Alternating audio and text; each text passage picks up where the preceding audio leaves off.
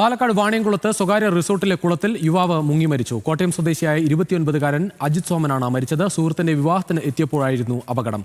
സച്ചിൻ വള്ളിക്കാട് ചേരുന്നു കൂടുതൽ വിവരങ്ങളുമായി. സച്ചിൻ, എന്താണ് സംഭവത്തിന്റെ വിശദാംശങ്ങൾ?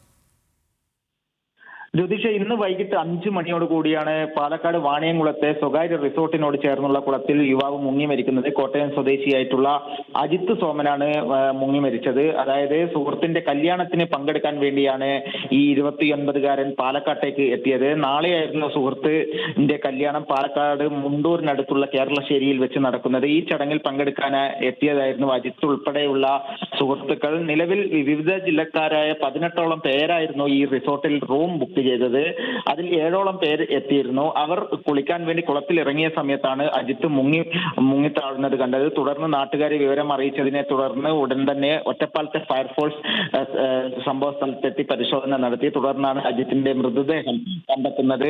നിലവിൽ മൃതദേഹം പാലക്കാട് ഒറ്റപ്പാലം താലൂക്ക് ആശുപത്രിയിൽ സൂക്ഷിച്ചിരിക്കുകയാണ്. നാളെ പോസ്റ്റ്മോർട്ടം പൂർത്തീകരിച്ച് ബന്ധുക്കൾക്ക് കൈമാറും. യതീഷ്.